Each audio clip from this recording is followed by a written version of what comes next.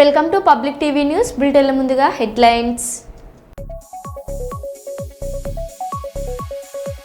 రాష్ట్ర వ్యాప్తంగా అంగన్వాడీల చెలో సెక్రటేరియట్ పిలుపు.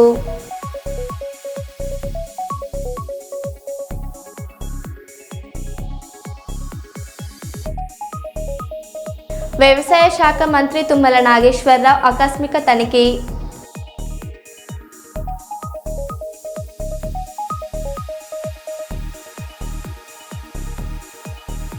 మంత్రి పొన్నం ప్రభాకర్తో కలిసి శ్రమదాన కార్యక్రమంలో పాల్గొన్న వెలిచెల రాజేందర్రావు.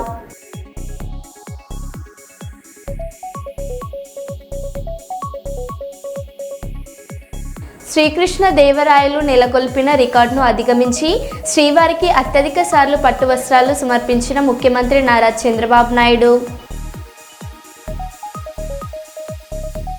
విజయవాడ దుర్గమ్మను దర్శించుకున్న ఉపరాష్ట్రపతి CP Radhakrishnan.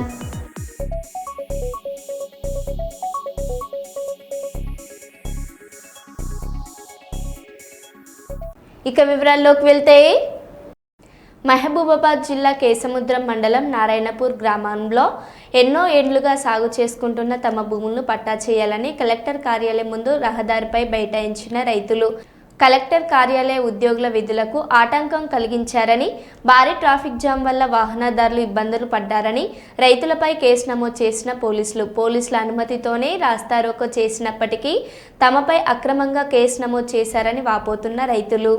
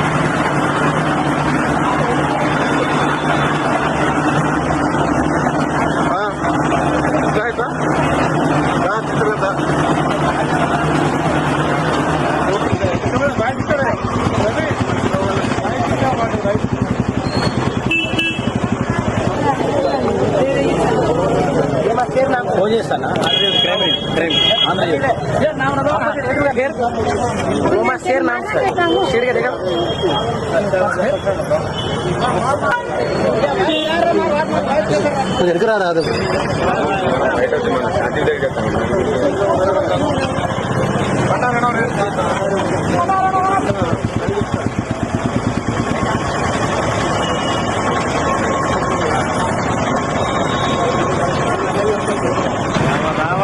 Hyderabad BRS working president KTR అన్నారు, వాళ్ళ బాస్ చంద్రబాబు ఆడించినట్లు రేవంత్ రెడ్డి కూడా ఆడుతున్నాడు. కర్ణాటకలో అల్మట్టి డ్యాంను 5 అడుగులు ఎత్తు పెంచేందుకు 70,000 కోట్లు ఖర్చు చేస్తున్నారు. అదే సమయంలో 40 లక్షల ఎకరాలకు నీళ్లు అందించే ప్రాజెక్టు కోసం 93,000 కోట్లు ఖర్చు చేస్తే 1,00,000 కోట్లు తిన్నారని ప్రచారం చేస్తున్నారు. 93,000 కోట్లు ఖర్చైన ప్రాజెక్టులో నిజంగా 1,00,000 కోట్లు తిన్నారంటే ఆ డబ్బుతో నిర్మించిన బ్యారేజీలు, పంప్ హౌస్లు, సొరంగ మార్గాలు, కాల్వలు, రిజర్వాయర్లు ఎవరు కట్టారు అని ఒక్కసారి ఆలోచించండి అని ఆయన ప్రశ్నించారు. కర్ణాటకలో ఆల్మట్టి డ్యామ్ హైట్ పెంచుతున్నారు 5 ఫీట్లు. ఒక్క డ్యాము ఆల్రెడీ కట్టి ఉన్న డ్యాము 5 ఫీట్లు పెంచేందుకు వాళ్ళు ఎంత ఖర్చు పెడుతున్నారు ఎరికేనా? 70,000 కోట్లు ఒక భూసేకరణకే. 70,000 కోట్లు. అదే కేసీఆర్ గారు 40 లక్షల ఎకరాలకు నీళ్ళు ఇచ్చే ప్రాజెక్టు దాని మీద 93,000 కోట్లు ఖర్చు పెడితే తిన్నాడు 1,00,000 కోట్లు తిన్నాడు 1,00,000 కోట్లు తిన్నాడు వేసుకపోయింది ఇంట్లోకి. మనం ఎప్పుడైనా ఆలోచించినామా కనీసం? అరే 93,000 కోట్లు ఖర్చు అయిన ప్రాజెక్టులో 1,00,000 కోట్లు ఎవడెట్లా తింటాడు? మరి 1,00,000 కోట్లు ఈయననే తింటా బరాజులు ఎవడు కట్టిండు? ఆ పంప్ హౌజ్లు ఎట్లా కట్టిర్రు? ఆ సొరంగ మార్గాలు ఎట్లా కట్టిర్రు? మరి ఆ మొత్తం కాలువలు ఎట్లా కట్టిండ్రు? గన్ని రిజర్వాయర్లు ఎట్లా వచ్చినాయి? గిన్ని నీళ్ళు ఎట్లా వస్తున్నాయి? ఇలా భూమికి బరువు అయ్యేంత పంట ఎడికెళ్ళి వండుతున్నది అని ఎప్పుడైనా కూర్చొని ఆలోచించినవా? ఇక తిన్నాడట అంటే తిన్నాడు తినే ఉంటాడు. ఇదిగో పులంటే అది గొప్ప ఒక అడిగినోడు లేడు, చూసినోడు లేదు. ఎవరు పడతా వాళ్ళు ఏది పడతారు చెప్పుడు, మనం నమ్ముడు. ఆయనతో పోయి బాయిలో దుంకుతున్నామా బొందలో దుంకుతున్నామా చూసేది లేదు, పోయి దుంకుడేనే. ఉపరాష్ట్రపతి సిపి రాధాకృష్ణన్ విజయవాడ దుర్గమ్మను దర్శించుకున్నారు. మంత్రి కొలుసు పార్థసారథి, పాలక మండలి చైర్మన్ రాధాకృష్ణన్ తదితరులు ఉపరాష్ట్రపతి దంపతులకు స్వాగతం పలికి దర్శన ఏర్పాట్లు చేశారు. అనంతరం దుర్గమ్మను దర్శించుకుని ప్రత్యేక పూజలు చేశారు.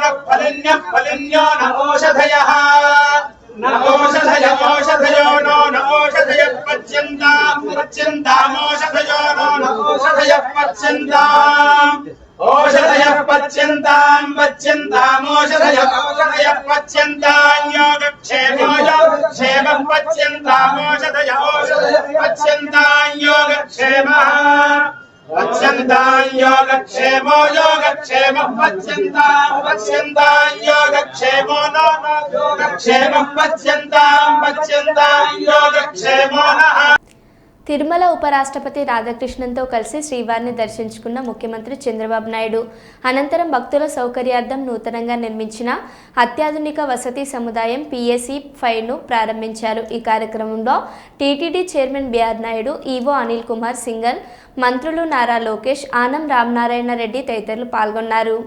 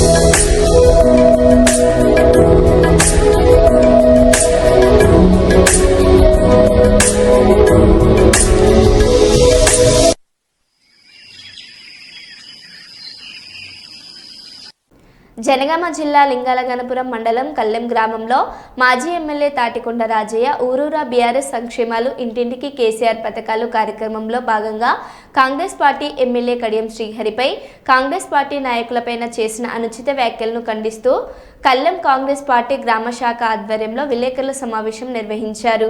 ఈ కార్యక్రమంలో కాంగ్రెస్ పార్టీ నాయకులు కార్యకర్తలు పాల్గొన్నారు.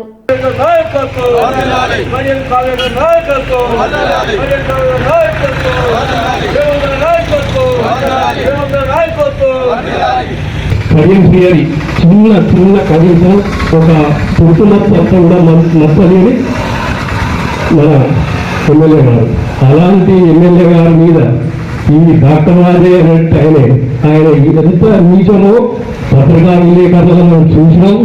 చిన్న బర్త్డే పార్టీలో కాడ కానీ చిన్న లేడీస్ ఫంక్షన్లకు కాదు అటెండ్ కావడం, చిల్లర వేసుకోవడం. ఏంటంటే ఆయన ఉప ముఖ్యమంత్రి చేసి కూడా 2 నెలల్లోనే 3 నెలల్లో తీసేసారు. ఆయన ఎంత మూడుకోడో ప్రజలు చూసారు, ఆయన ఎంత చిల్లర కావడం చూసారు. కాబట్టి కడియం శ్రీహరి గారిని మించిన వ్యక్తి లేడు.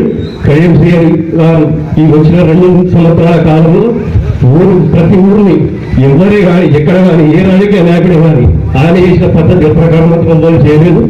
దయచేసి ఎవరైతే టీఆర్ఎస్ వాళ్ళ మితిని మాట్లాడడం కానీ చేసిన అనుభవం ఖబర్దార్ బిడ్డ, మిమ్మల్ని మాత్రం రేపు జరగబోయే ఎలక్షన్లో పబ్లిక్ చూపించి మీకు బుద్ధి చెప్తారు. దానికి మాత్రం మీరు సిద్ధంగా ఉండి ఎట్టి పరిస్థితుల్లో కడియం శ్రీహరి నిజాయితీ పరుడు, దీన్ని ఎట్టి పరిస్థితులు అనుకోవాలి. ఏదో బై ఎలక్షన్లో మేము రాజీనామా ఇవ్వండి, రాజీనామా చేసి కాదు, రాజీనామా చేసిన అవ్వాలా. ఎందుకంటే హైకమాండ్ ఏ నిర్ణయం తీసుకుంటో ఆ నిర్ణయం ప్రకారంగా మేము కట్టుబడి ఉంటాం. అవసరం దేనికైనా సిద్ధం, చూద్దామంటే చూద్దాం, చాలంటే చాలండి. దయచేసి అలాంటి చిల్లర మాటలు మాట్లాడి మా యొక్క మనోభావాల మీద దెబ్బతీయకూడదు. దయచేసి చెప్తున్నా, ఎవరే కానీ ప్రతి ఒక్కరు కానీ మా మండలంలో ఎవరే కానీ మండల పార్టీ అధ్యక్షుడు కానీ మేమంతా కలిసి మాకంటూ రాజకీయ గ్రూపులు లేవు, ఒకటే గ్రూపు. ఏదో కావాలని మీరు చెప్తూ మీరు నా గ్రూపు వీళ్ళ గ్రూపు ఆ గ్రూపులు లేవు, ఒకటే కాంగ్రెస్ పార్టీ ఎజెండా అభివృద్ధి, అదే తప్ప వేరే లేదు.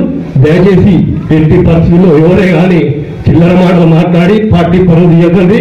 దయచేసి అందరికీ మా కళ్యాణ్ గ్రామంలో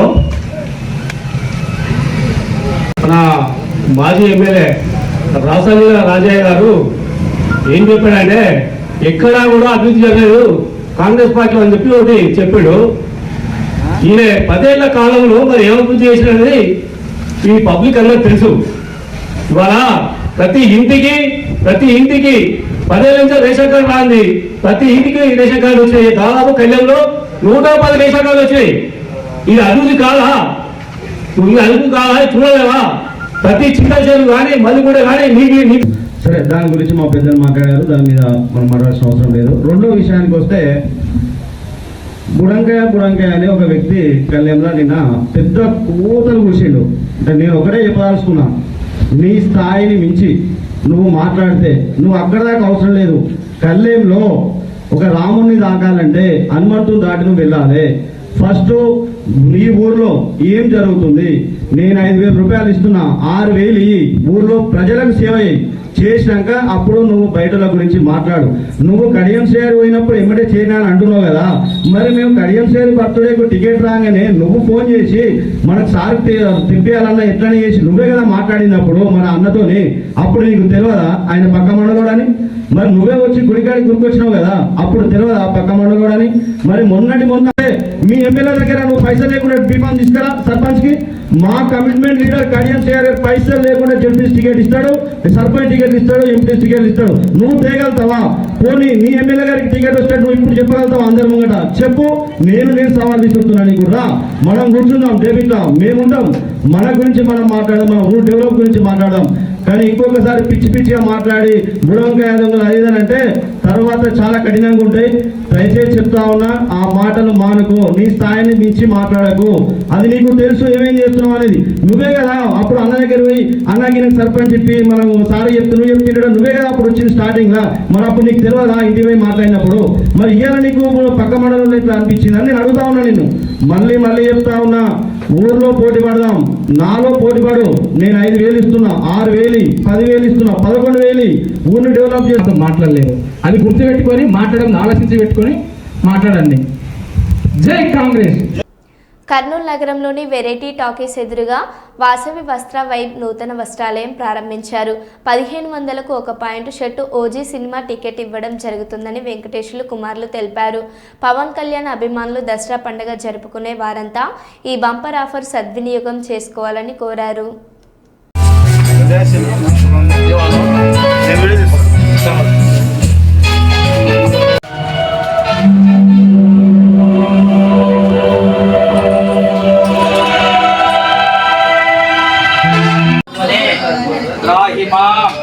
నరకాద్ ఘోరా దివ్యజ్యోతి నమోస్తు అంధకార నివారక తమో గృహాణ దేవేశ మమ సౌఖ్యం వివర్ధయ.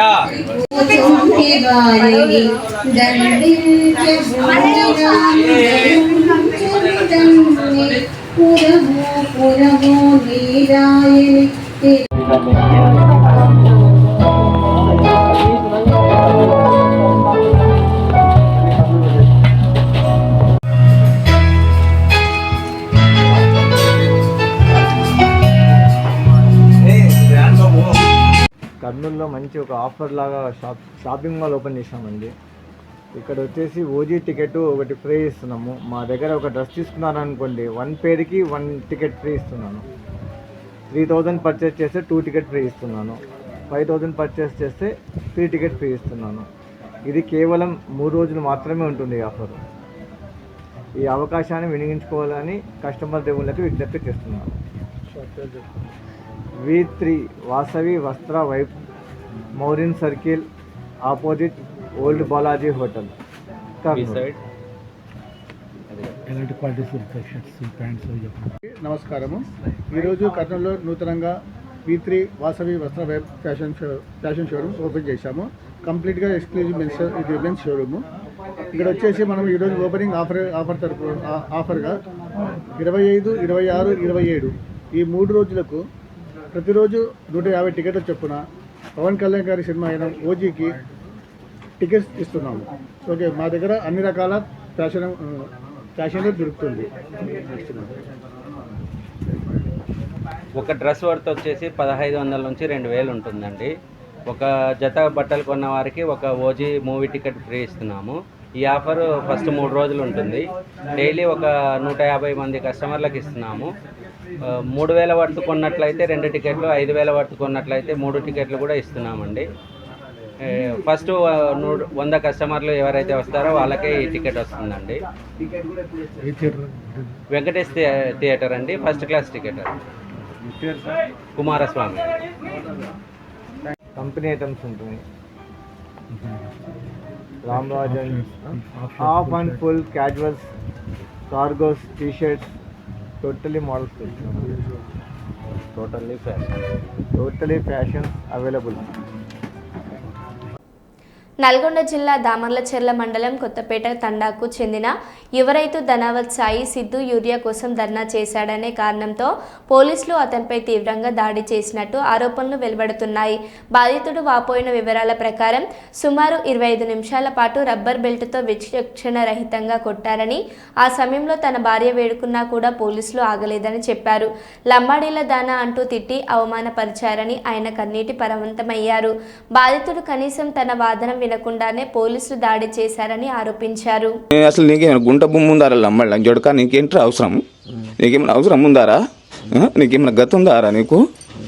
ఇట్లా దాని గురించి ఇట్లా లమ్మళ్ళ జొడక అని మాట్లాడుతుంటే కాళ్ళతో తనుకుంటే సార్ 25 నిమిషాలు నరకం చూపెట్టారు సార్. 3 కానిస్టేబుల్ వచ్చాయి సార్. 25 నిమిషాలు ఏకదాటి కూర్చురు.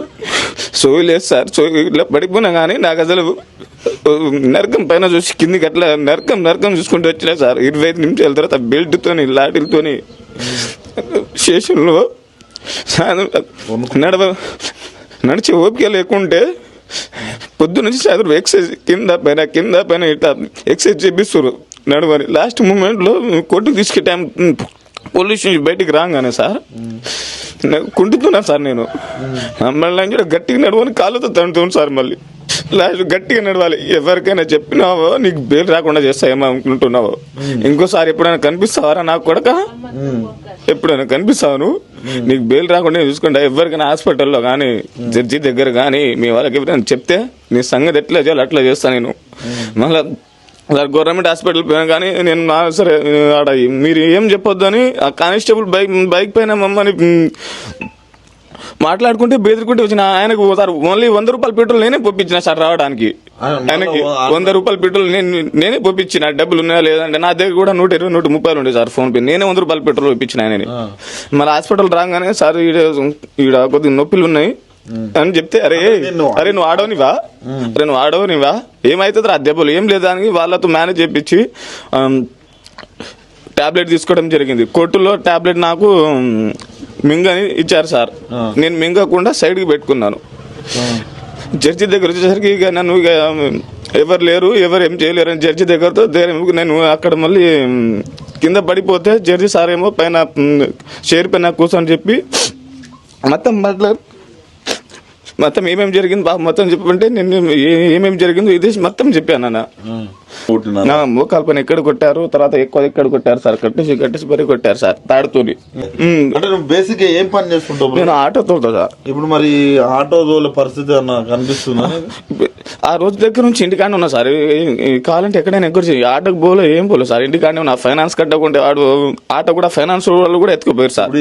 అంటే ఆటో తోలాలంటే కాళ్ళు కొంచెం పని చేయాలి సార్. ఎట్లా నీ జీవనాధారం ఎట్లా నడుస్తుంది? నేను నా భార్య నాకు 2 పిల్లలు సార్. ఇంకోటి నా భార్య ప్రెగ్నెన్సీ. ఇప్పుడు నెల చూపించాలన్నా కానీ చిన్న పిల్లలు చూపించా. నేను రోజు పోతే 500, 600 తెస్తే కానీ నాకు ఇల్లు గొడవ సార్.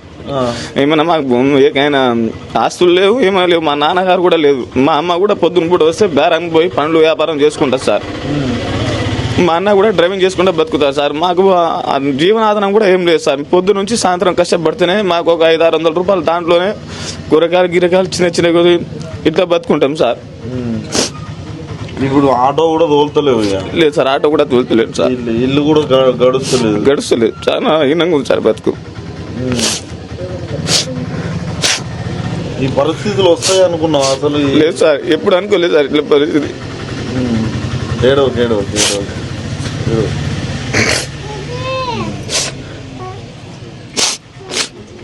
డబ్బులు 1 రూపాయి లేకున్నా నిన్న పిల్లుడికి జ్వరం వచ్చినా కానీ 200-300 రూపాయలు ఎవరిని అడగకుండా పోయి తానికే తెచ్చిన సార్. హాస్పిటల్ కూడా చూపించలే, తానికి వచ్చి పోసిన సార్. జ్వరం వస్తే హాస్పిటల్ కూడా పోలేక తానికి తీసుకొని చాపిస్తున్నా. బాబు ఏమైనా లీడర్ ఆరా అని దానికోసం ఎక్కువ కొట్టడం జరిగింది సార్. చుట్టాల దానికోసమే చేసిన నేను ధన్యాలు. మరి ఎస్ఐ మీరు అడగలేదు సార్ నన్ను ఏ కేసులో అరెస్ట్ చేసారు, మరి మీరు ఎందుకు కొడుతున్నారు? మాట్లాడే చేస్తలేదు సార్. నేను అరుస్తూనే ఉన్నా, ఆయన కూడా వాళ్ళు కొడతానే ఉన్నారు. అది ఆ టైంలో ఏం మాట్లాడతాం సార్. పైన నుంచి నరకం చూపిస్తున్నారు కొడుతుంటే. నేను ఎప్పుడు ఇట్లా కొట్టించుకోలేదు సార్. మా నాన్నగారు కూడా కొట్టలే. మా నాన్నగారు చనిపోయేంత వరకు మమ్మల్ని ఏదో ఆయన శక్తితో పోషించారు. కానీ తర్వాత మేము కూడా ఏదో మామూలుగా పని చేసుకుంటా ఆటో తోలుకుంటా జీవనాధారం కోసం బతుకుతున్నాం సార్ మామూలుగా. ఇప్పుడు మీ ఆవిడ కూడా ప్రెగ్నెంట్ అట్టుంది, ఎట్లా హాస్పిటల్ ఎట్లా చూపిస్తున్నావు? ఇప్పుడు ఏం చూపిస్తలేను సార్, అట్లనే ఉంది. ప్రజెంట్ అయితే ఏం చూపించలే, ఇంట్లోనే ఉంటున్నా.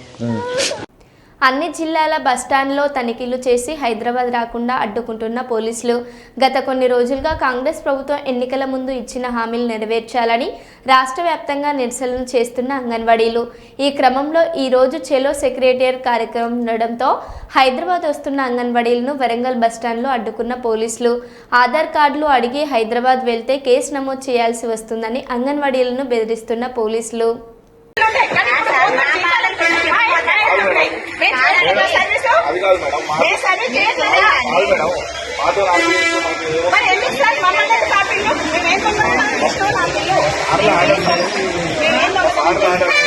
ఇంత జనానికి తెలుసు అంగన్వాడీ సర్వీసులు ఎంత అనేది. మీరు ఇట్లా చేయడం కరెక్ట్ కాదు. గత 20 ఏళ్ల కింద హోమ్ గార్డ్ ఉన్నంత జీతము హోమ్ గార్డ్ మాకు సేమ్ ఎక్కలు ఉంటాయి. కానీ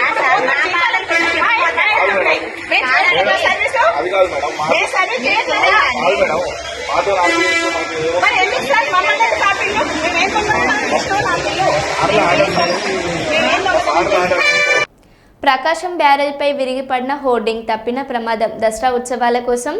దసరా ఉత్సవాల కోసం బీజేపీ ఎమ్మెల్యే సుజానా చౌదరి ఏర్పాటు చేసిన స్వాగత ద్వారం హోర్డింగ్ భారీ వర్షానికి గత రాత్రి కూలిపోయిన హోర్డింగ్. ఘటన సమయంలో ఎవరు లేకపోవడంతో తప్పిన ప్రమాదం. కొద్దిసేపు ట్రాఫిక్కు అంతరాయం. పోలీసులతో కలిసి ట్రాఫిక్ను క్లియర్ చేసిన కొంతమంది యువకులు.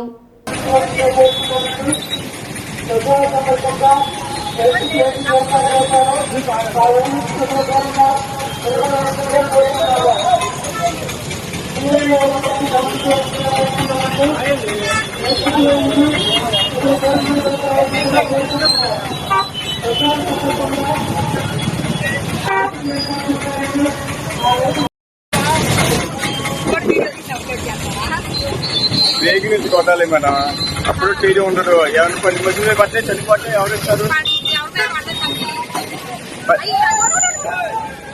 పడేదిగా మీరు ఉన్నారుగా.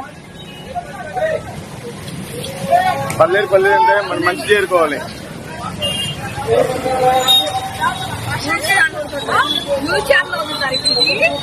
మీరు